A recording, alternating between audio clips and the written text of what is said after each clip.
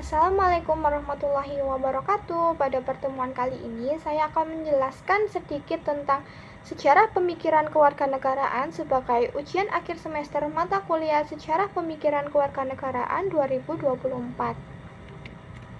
Sebelumnya, perkenalkan, saya Tamala Reza Rahmawati dengan NIM 23040104038, Fakultas Ilmu Pendidikan Program Studi Pendidikan Pancasila dan Kewarganegaraan.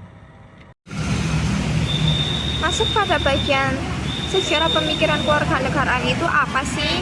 Sejarah pemikiran kewarganegaraan merujuk pada evolusi dan perubahan dalam pemahaman dan konsep kewarganegaraan sepanjang sejarah. Pemikiran kewarganegaraan berasal dari zaman Yunani kuno dan Romawi kuno, di mana kewarganegaraan terkait dengan partisipasi aktif dalam kehidupan publik dan politik. Pada abad pertengahan, pemikiran kewarganegaraan berkembang lebih jauh dan diidentifikasikan terutama dengan kehidupan komersial dan hukum kota-kota. Pada zaman modern, pemikiran kewarganegaraan telah berkembang lebih jauh lagi. Kewarganegaraan sekarang sering dilihat sebagai hubungan antara individu dan negara. Jadi, sejarah pemikiran kewarganegaraan adalah studi tentang bagaimana pemahaman kita tentang kewarganegaraan telah berkembang dan berubah sepanjang sejarah. Masuk pada bagian sejak kapan rakyat Indonesia berubah menjadi warga negara Indonesia. Perubahan status dari rakyat Indonesia menjadi warga negara Indonesia terjadi setelah kemerdekaan Indonesia pada tahun 1945. Sebelum kemerdekaan, penduduk di wilayah yang sekarang menjadi Indonesia adalah subjek dari penjajahan kolonial oleh Belanda dan Jepang, dan mereka tidak memiliki hak dan kewajiban sebagai warga negara.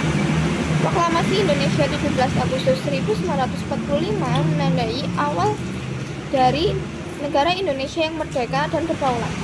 Dengan berdirinya negara baru ini, penduduk yang sebelumnya sebagai rakyat berubah menjadi warga negara Indonesia. Pada Undang-Undang Dasar 1945 yang diadopsi setelah kemerdekaan mendefinisikan hak dan kewajiban warga negara Indonesia. Pada pasal 26 Undang-Undang 1945 menyatakan bahwa yang menjadi warga negara ialah orang-orang bangsa Indonesia asli dan orang-orang bangsa lain yang disahkan dengan undang-undang sebagai warga negara. Sejak itu, konsep kewarganegaraan Indonesia telah berkembang dan berubah seiring berjalannya waktu.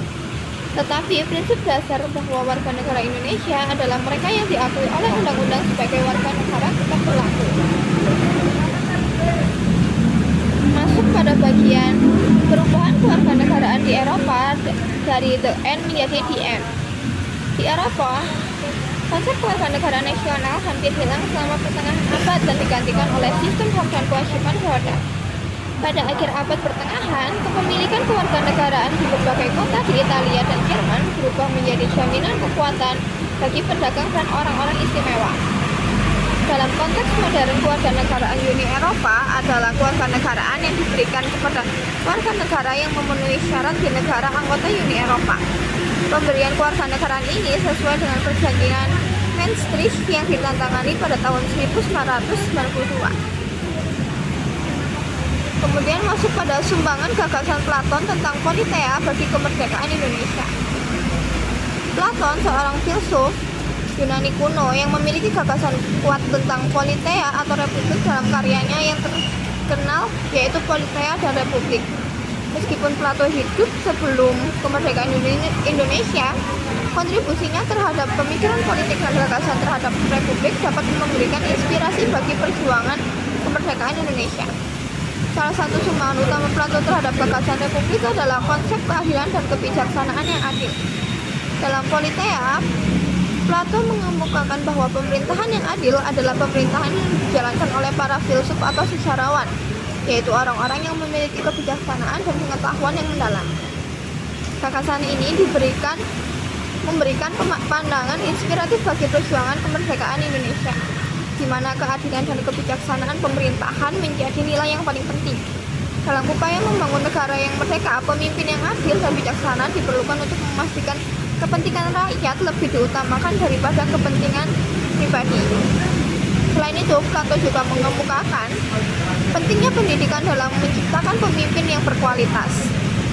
Meskipun Plato hidup pada zaman yang berbeda, gagasan dan prinsip yang diajukan dalam Politeia dapat memberikan pemahaman dan inspirasi bagi perjuangan bangsa Indonesia sebagai negara republik yang adil dan berkeadilan.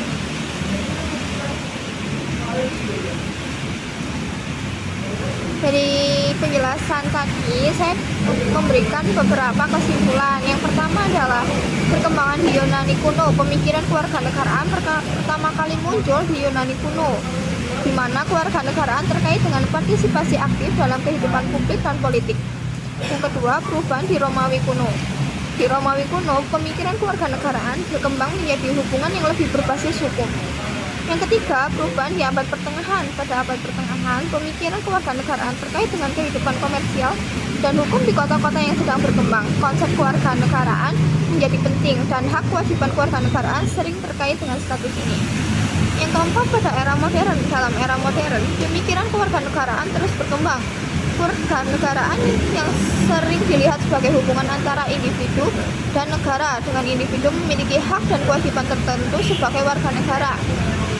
Yang kelima, perkembangan global. Dalam era globalisasi, pemikiran kewarganegaraan juga telah berkembang untuk mencakup isu-isu transnasional dan hak asasi manusia yang universal.